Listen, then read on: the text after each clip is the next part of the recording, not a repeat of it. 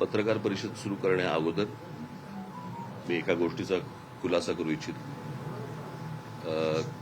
काल एक आपले खेळाडू गावित हे काल येऊन गेले. तुमच्याकडे बातम्या मी पाहिल्या. त्यातला सर्वात महत्वाचा भाग म्हणजे एक तर त्यांना कोणी बोलवलं होतं हे मला माहीत नाही. ते आलेत हेही मला कोणी सांगितलं नाही. त्याच्यामुळे ते आलेत आणि मी भेटणार नाही असं का करीन मी?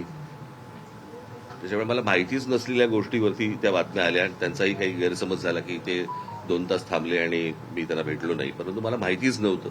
मला कोणी सांगितलंच नाही की ते आलेत म्हणून. मला जर कोणी सांगितलं तर मी निश्चित त्यांना नक्कीच भेटलो असतो. परंतु त्यांना कोणी बोलवलं आणि मला का कोणी सांगितलं नाही ह्या गोष्टी सगळ्या बाजूला सोडा आपण. परंतु भेट नाही झाली त्याच्याबद्दल ते नाराज झाले. त्याच्याबद्दल मी दिलगिरी व्यक्त करतो. ते मला असं वाटतं दिल्लीला गेलेले आहेत आणि दिल्लीला जाऊन आल्यानंतर मी निश्चित त्यांची भेट घेईन आणि त्यांच्याशी मी निश्चित या गोष्टी बोलीन. तुमचाही काही संपर्क झाला तर मला असं वाटतं त्यांच्या कानावरती ही गोष्ट घाला की मलाच काही माहीत नव्हतं. त्याच्यामुळे भेटण्याचा न भेटण्याचा काही विषय येत नाही. बाकी काय विचारा आता काय.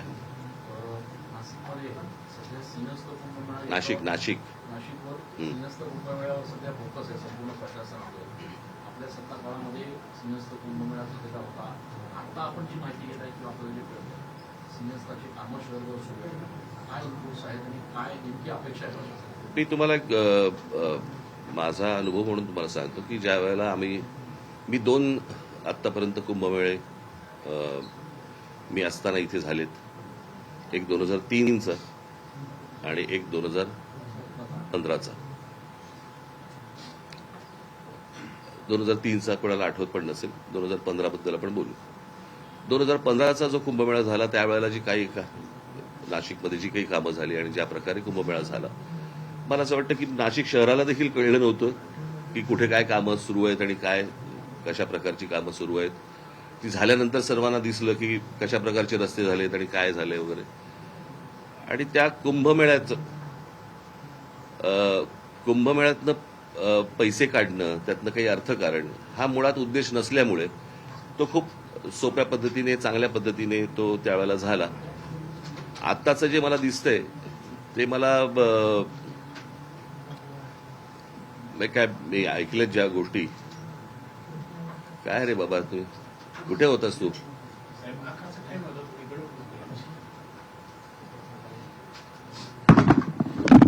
चला जरा होते बस.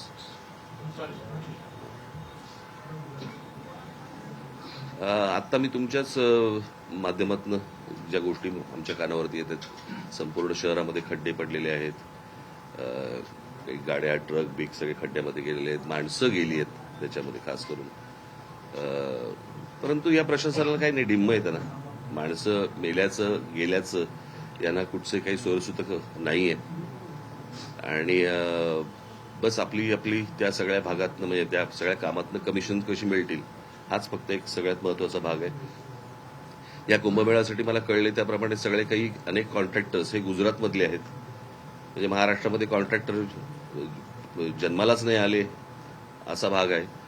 आणि वरून जे आदेश येतील त्याप्रमाणेच फक्त हे कुंभमेळे करायचे आणि महाराष्ट्रामधल्या एकूणच सगळ्या गोष्टी ह्या वरतून जे आदेश येतील त्याप्रमाणेच जर समजा हाताळायचे असतील तर त्यांना लख लाभो. दुर्दैव आहे. मला वाईट या गोष्टीचं वाटतं. इतकं सुंदर मी त्यावेळेला आम्ही नाशिक केलं होतं त्याची सगळी दुर्दशा बघून वाईट वाटतं. म्हणजे ते बॉटॅनिकल गार्डन असेल किंवा माननीय बाळासाहेबांच्या नावाने केलेलं म्युझियम असेल किंवा अनेक गोष्टी ज्या त्यावेळेला केल्या होत्या त्या सगळ्या गोष्टींची बस दुसऱ्याने केलंय म्हणून त्याची वाट लावायची. मला काल का परवाच मी हा प्रश्न विचारला की त्या स्मार्ट सिटीज काय झालं. त्या स्मार्ट सिटीचं कुठे गेलं? त्या स्मार्ट सिटी कुठच्याही देशातल्या कुठच्याही शहरामध्ये तुम्हाला काहीही दिसत नाहीये. सगळी शहरं बर्बाद होताना दिसत आहेत. आणि मला ज्या प्रकारे निवडणुका हाताळल्या जात आहेत त्याही खूप फ्रॉड पद्धतीनेच हाताळल्या जात आहेत. हे लोकांनाही कळलंय. लोकांनाही माहिती आहेत ह्यांना मतदान कशा प्रकारचं होतंय. परंतु जे काही करतायत मतदान, त्यांनी या गोष्टींचा विचार केला पाहिजे. म्हणजे नाशिकमध्ये एवढ्या मोठ्या प्रमाणावरती झाडं तोडली जात आहेत, त्याच्यावरती एवढी आंदोलनं झाली, काही नाही, प्रशासन डिंब. आणि ते सगळं चालू असताना देखील ज्यावेळेला निवडणुका झाल्यानंतर परत जर समजा भाजपचं लोकांना निवडून देत असतील, भोगा. अजून काय बोलू शकतो मी?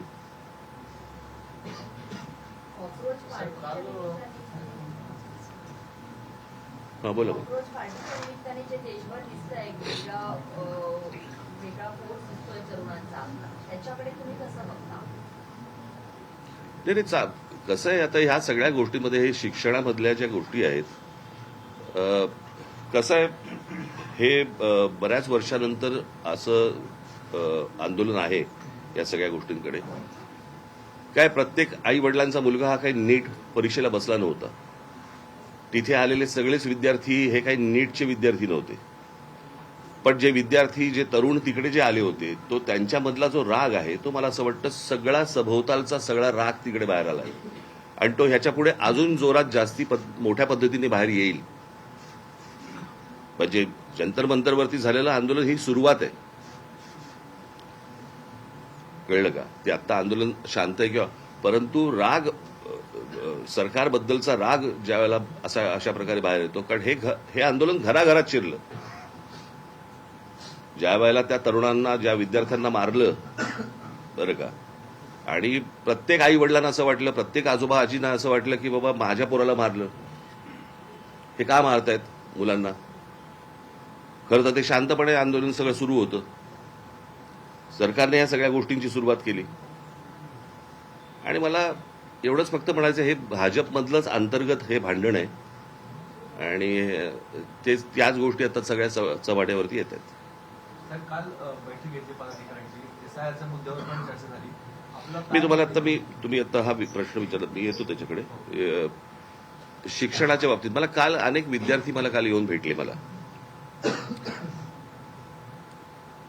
हाच नाशिकमधला पॅटर्न हा संपूर्ण महाराष्ट्रभर चालू असेल.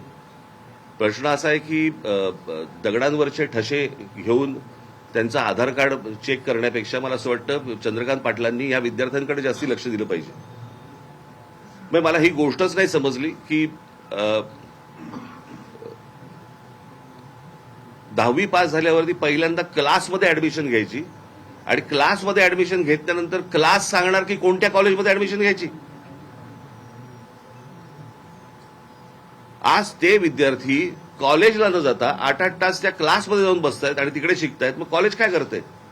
कोचिंग क्लासेसवरती निर्बंध आणायचा आपला मसुदा गेले 24 वर्षापासून पेंडिंग आहे, तयार आहे मात्र नाही, कोचिंग क्लासेसमधनच ह्या सगळ्या कोचिंग क्लासेस सगळेच काय वाईट असतात अशाला भाग नाहीये. परंतु आता जे काही धंदा म्हणून जे आलेले आहेत, आता नीटचा पेपर देखील यांच्याचकडनं फुटला ना, याच कोचिंग क्लासवाल्यांकडनंच फुटला ना. आतापर्यंत जेवढे पेपर फुटले या कोचिंग क्लासवाल्यांकडनं फुटले ना.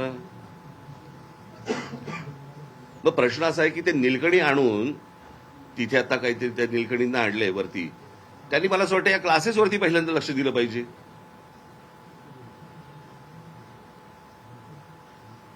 क्लासेस ठरवणार की विद्यार्थ्यांनी कोणत्या कॉलेजमध्ये जायचं, हे कुठची शिक्षण पद्धत? चंद्रकांत पाटलांनी याच्यामध्ये लक्ष घातलं पाहिजे, मुख्यमंत्र्यांनी याच्यामध्ये लक्ष घातलं पाहिजे. विद्यार्थ्यांचे हाल होत आहेत. मग कॉलेजमधली फी किती? 20,000 रुपये, आणि क्लासमधली फी किती? 1,40,000 रुपये. म्हणजे क्लासेस आणि कॉलेज यांच्या संगनमतानेच ह्या सगळ्या गोष्टी होत आहेत. मग क्लासेसवाले कॉलेजवाल्यांना पैसे पुरवत असणार. क्लासमध्ये 8-8 तास गेल्यानंतर कॉलेजमध्ये अटेंडन्स कसा लागतो? या अशा प्रकारची भिकार परिस्थिती शिक्षणाची असताना त्याच्यानंतर तुम्ही म्हणायचं की विद्यार्थ्यांनी चिडायचं नाही, तरुणांनी चिडायचं नाही, म्हणजे काय? काल मला काही विद्यार्थी मला इतकं वाईट वाटलं. मला त्यांनी विचारलं, साहेब परत नीटचा पेपर नाही ना फुटणार? एवढी आज तिथे एक मुलगा, मला मी त्या मुलाचं नाव काल त्याचे घरचे येऊन गेले, ज्याने आत्महत्या केली, यश गोसावी. त्या मुलाने आत्महत्या केली. ज्या 21 विद्यार्थ्यांची नावं आहेत आत्महत्या केलेल्या ह्याच्यामध्ये, त्याच्यामध्ये त्या यशचं नाव नाहीये. नाशिकमधला मुलगा आहे तो.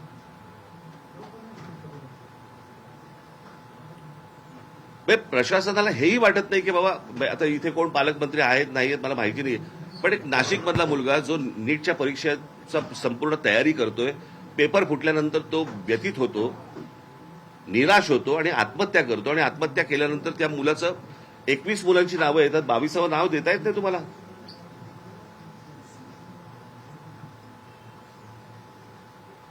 हे कोणतं सरकार चालू आहे आणि काय प्रकार चालू आहे मला समजलंच नाही. मला मी तुम्हाला एक गोष्ट वाचून दाखवतो, तुम्ही ती सर्वांनी नीट ऐका. आता बस, आता शांत.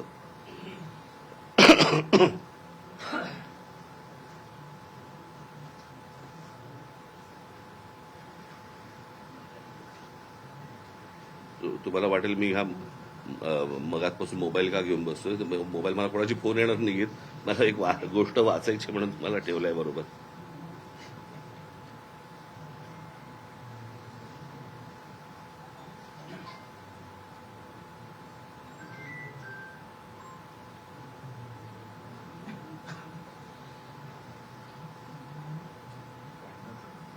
हा तेच तुला पाठवलं होतं ना काय.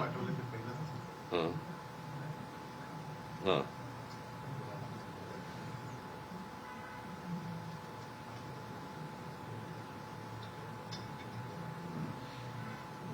हा एक लेख आलाय, मी तुम्हाला मुद्दा म्हणून वाचून दाखवतो.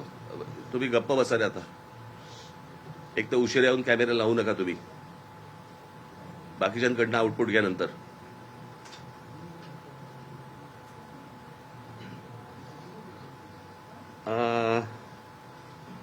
टाइम्स ऑफ इंडियामध्ये आलेला हा लेख आहे, मी मुद्दा म्हणून तुम्हाला वाचून दाखवतोय. हा पल्लवी अय्यर या पत्रकारांनी हा लेख लिहिलेला आहे त्याच्यामध्ये, आणि त्यांनी चीन आणि भारत अशी एक कंपॅरिझन त्यांनी केलेली आहे.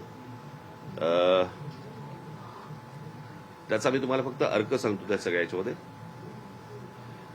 आपली आणि चीनची तुलना खरं तर करू नये. मोठी लोकसंख्या ही एक गोष्ट सोडली तर खूप फरक आहे. आपल्यात मुख्यतः तिथे लोकशाही नाही आणि आपल्याकडे ती आहे. तिथली राज्यव्यवस्था वेगळी आणि आपली वेगळी. परंतु तिथे शाळा झाल्यानंतर, 10वी झाल्यानंतर, शाळा झाल्यानंतर चीनमध्ये सगळी मुलं एक परीक्षा देतात, सगळी. त्या परीक्षेला गावकाव असं नाव आहे, गावकाव. मागे आवाज बंद करा रे तुम्ही, नाही तर निघून जायला सांगता ना. एक तर ते पत्रकार नाही आहेत. भारतामध्ये नीटची परीक्षा 22,70,000 मुलांनी दिली, तर यावर्षी चीनमध्ये गावकाव नावाची परीक्षा दिली साधारण 1,33,50,000 मुलांनी. भारताच्या 6 पट. त्यात त्यांनी जे केलं ते आजच्या टाइम्स ऑफ इंडियामध्ये पल्लवी अय्यर यांनी दिलंय. त्याच्यात त्यांनी मुद्दे दिलेत, 6 मुद्दे महत्वाचे आहेत. प्रश्न एकाच, हे जे प्रश्न आहेत त्याचे प्रश्न पत्रिका, प्रश्न एकाच ठिकाणी तयार केले, परंतु परीक्षा घेण्याची जबाबदारी प्रांतांवरती सोपवली. सर्वात महत्वाचा मुद्दा हे आपल्याकडे जे काही केंद्रीय पद्धतीने जे चालू आहे, एका ठिकाणी पेपर त्यांनी केले आणि राज्यांना सांगितलं की तुम्ही कंडक्ट करा म्हणून. परीक्षा पेपर्स एखाद्या टॉप सिक्रेट प्रमाणे गुप्त ठेवले गेले. पेपर्स ने आण करत असलेल्या वाहनांवरती जीपीएसद्वारे लक्ष ठेवले गेले. त्यांना पोलीस संरक्षण होतं. हाय सिक्युरिटी प्रेसमध्ये जिथे नोटा छापतात तसे पेपर्स छापले गेले. तितकीच सुरक्षा होती जिथे तिथला कचरा आणि ड्रेनेज व्यवस्थेवरतीही लक्ष होते. म्हणजे त्याच्यातनं कोणी बाहेर काढू देत पेपर वगैरे.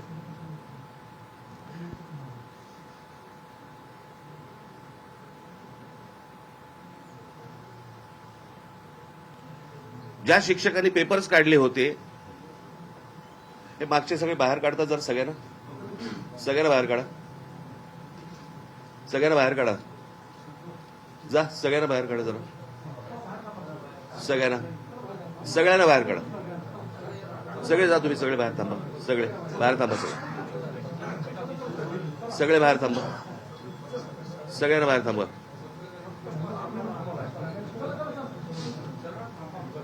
सगळ्यांना बाहेर थांबा. जा, तुम्ही सगळे बाहेर थांबा. सगळे बाहेर थांबा. तुम्ही सगळ्यांना बाहेर थांबवा. सगळ्यांना बाहेर थांबवा. तुम्ही बाहेर जा सगळे.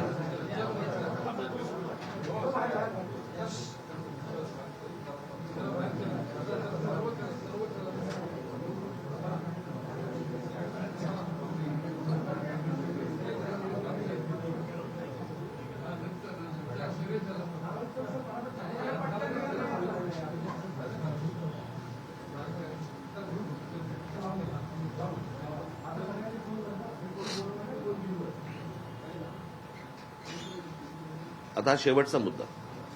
ज्या शिक्षकांनी पेपर्स काढले होते त्यांना सुमारे महिनाभर एका संरक्षित सुरक्षित ठिकाणी ठेवलं होतं, कोणत्याही संपर्काशिवाय. सगळा देश त्या परीक्षेच्या आठवड्यात दक्ष होता. बांधकाम गंमत बघा तुम्ही. आपण म्हणतोय तिकडे काय हुकुमशाही आहे किंवा काय जे काय म्हणतोय आणि आमच्याकडे लोकशाही वगैरे, पण आमच्या मुलांनी कशा प्रकारे त्यांचं भविष्य उभं केलं पाहिजे आणि ही परीक्षा सर्वात महत्वाची आहे. सगळा देश त्या परीक्षेच्या आठवड्यात दक्ष होता. बांधकामं थांबवली होती सगळी, कारण मुलांना शांतता हवी म्हणून. वाहनांच्या हॉर्न्सवरती बंदी होती. मुलामुलींना वेळेवरती परीक्षा केंद्रावरती पोहोचता यावं म्हणून वाहतूक वळवली होती. पोलिसांनी स्वतः शटल सर्व्हिस सुरू केली होती. रस्त्यावरती उभे राहून स्वयंसेवकांनी मुलांना फुकट नेण्या आणायची सोय केली. पाणी पुरवलं, अगदी खाद्यपदार्थ सुद्धा. म्हणजे हा एका परीक्षेसाठी सगळा देश उतरला होता. फक्त सरकार नव्हे. चीनमध्ये हुकुमशाही आहे, परंतु आम्ही गुणांची कदर करतो आणि सगळ्या गुणी मुलांना प्रगती करण्याची समान संधी आहे, हे यातून सांगत ते होते. नीटच्या परीक्षेमधनं आपल्याकडे जे विद्यार्थी आहेत हे या देशाचं भविष्य आहे. इतर परीक्षा देणारे विद्यार्थी त्यांचं हे आपल्या देशाचे भविष्य आहे. त्या मुलांकडे कोणताच लक्ष नाही. दरवर्षी पेपर फुटतायत.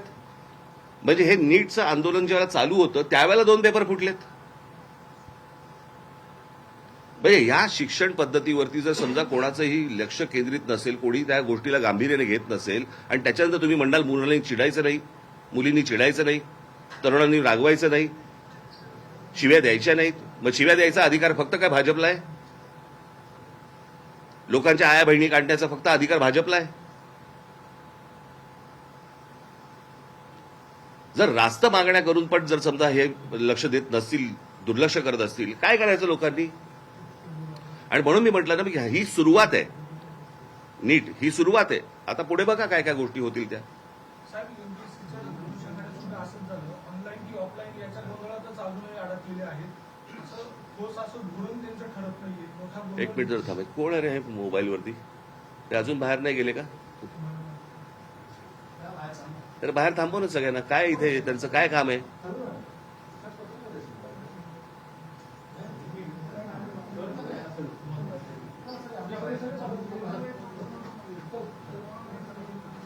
तुम्ही आता जंतर मंतरच्या आंदोलनाचे उद्देशून म्हणाला की हे भाजपमधीलच अंतर्गत भांडण कुठे समोर आले. हे नक्की काय तुम्हाला वाटतं? मी सांगितलं होतं ना मागच्या वेळेला.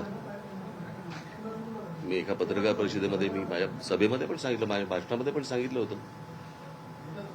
हे प्रत्येकाच्या महत्वाकांक्षा मोठ्या झालेल्या आहेत. आम्हाला पंतप्रधान व्हायचंय, मला पंतप्रधान व्हायचंय. त्याच्यामुळे त्या दिवशी मी जे सांगितलं ना, की ज्या वेळेला तुम्ही समोरचे शत्रू ज्या वेळेला संपवतात त्यावेळेला शत्रू तुमच्यामध्ये निर्माण होतात आणि ते जगाचा इतिहास आहे. हा ती प्रोसेस भाजपमध्ये सुरू झालेली आहे ऑलरेडी. आता ती थांबू नाही शकत. वैद्यकीय महाविद्यालयामध्ये प्रवेशासाठी नीट परीक्षा आहे. त्याच्यानंतर आता प्रत्येक अभ्यासक्रमासाठी वेगवेगळ्या परीक्षा करण्यात आल्या आणि यातून खरं म्हणजे मोठा भ्रष्टाचार होतो. अनेक वेळेस मुलं जी 12वीला चांगले मार्क्स करतात त्या मार्कांवर नाही, माझं तर म्हणणं आहे ते बाकी सगळ्या गोष्टींवरती आपल्याला करता येईल. पहिल्यांदा कॉलेजची भूमिका काय आणि हे जे धंदेवाईक जे क्लासेस जे निर्माण झालेले आहेत ह्यांची हे हटणार की नाही हटणार? मला असं वाटतं सरकारचा कस पहिला इथे लागला पाहिजे.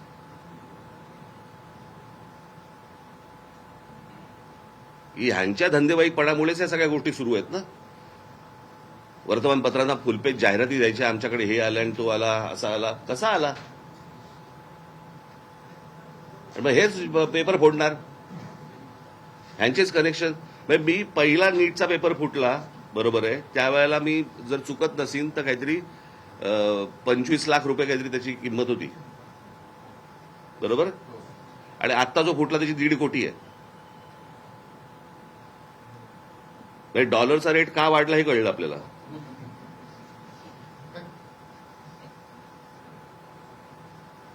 आणि हे सगळ्या गोष्टी बाहेर येत आहेत, सगळ्या गोष्टी सगळ्यांना माहिती आहेत आणि कोणी कंट्रोल करत नाहीये. म्हणजे काय, म्हणजे सरकारमधले कोणी अडकलेत का त्याच्यामध्ये? लोक आहेत का कोणी ज्यांचा धंदा त्याच्यावरती अवलंबून आहे?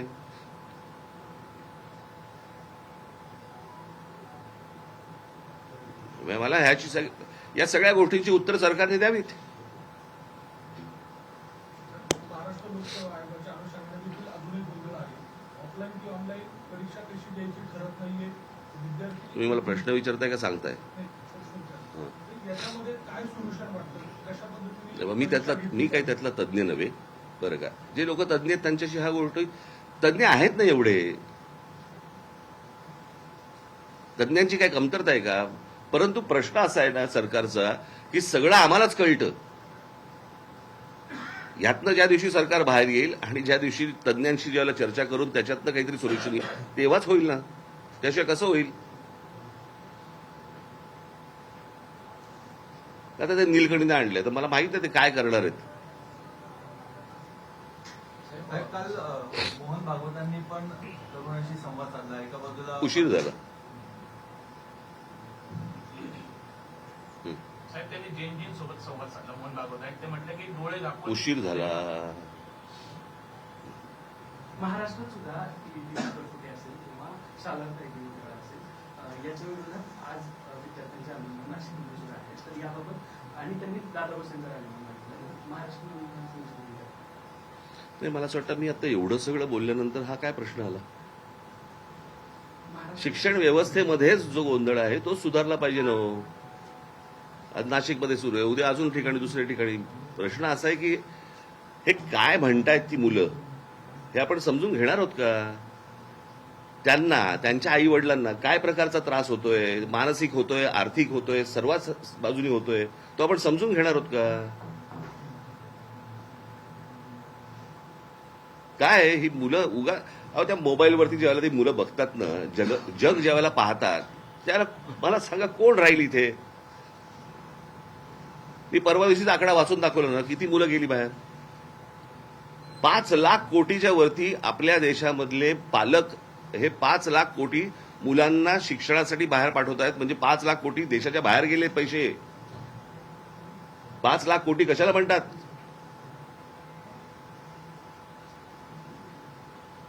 या विद्यार्थ्यांचं काय, म्हणजे याचं काय आहे? इथे सरकारमध्ये असलेल्या मंत्र्यांची मुलं बाहेर शिकतायत. म्हणजे ज्यांचा आता राजीनामा घेतला, कोणते धर्मेंद्र प्रधान, त्यांची मुलगी बाहेर परदेशात शिकतेय. धर्मेंद्र प्रधानांच्या मुलीचा जर देशाच्या शिक्षण व्यवस्थेवरती विश्वास नसेल, बाकीच्या मुलांचं काय घेऊन बसलो आपण? आम्ही देशाच्या पंतप्रधानांबरोबर आहोत असं सांगणारे आता होर्डिंग लावले जाते. आता काही इथे भाजप, देशभरात ते कॅम्पेनिंग राबवलं जाते. प्रश्न असा आहे, होर्डिंगमुळे कोणी बरोबर येत नाही हो. हे ते सगळा जुना माल बाहेर काढतात. आता काय होणार नाही. बुन से गई वो हौस से नहीं आती.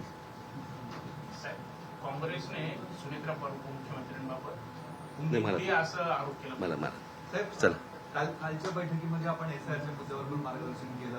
एकूण जे एसआयआरची कार्यप्रणाली चालू आहे देशामध्ये काय? नाही, मला अनेक ठिकाणी मला एसआयआरचे जे अधिकारी आहेत त्यांच्याबरोबर भारतीय जनता पक्षाची लोक फिरत आहेत. का फिरत आहेत? घराघरामध्ये त्यांची लोक का जात आहेत? माणसं बघून तुम्हाला कापायची आहेत का? ही कुठची प्रथा सुरू केली मला समजलं नाही. मला जे त्यांनी पश्चिम बंगालमध्ये केलं, जे त्यांनी बिहारमध्ये केलं, तेच येथे महाराष्ट्रामध्ये करायचं चाललंय. आमच्या लोकांना सतर्क व्हायला सांगितलेलं आहे. 3 वर्ष आहेत निवडणुकांना. अशी काही यादी जे कन्फर्म करू शकत नाहीत ती, अशी काय माणसांना तुम्ही डिलीट करू शकत नाही. पण कशा प्रकारच्या गोष्टी सुरू आहेत त्यांच्या ते तुम्हाला लक्षात येतं. आणि हे कशा प्रकारच्या निवडणुका कसे जिंकतात तेही तुमच्या लक्षात येतं. सगळा फ्रॉड आहे अख्खा. हे मी आज नाही बोलतोय, मी 2017 पासून बोलतोय. मी ज्यांना ज्यांना सांगितलं त्यांना आज कळतंय. चला, उशिरा आलास ना, उशिरा आलास ना.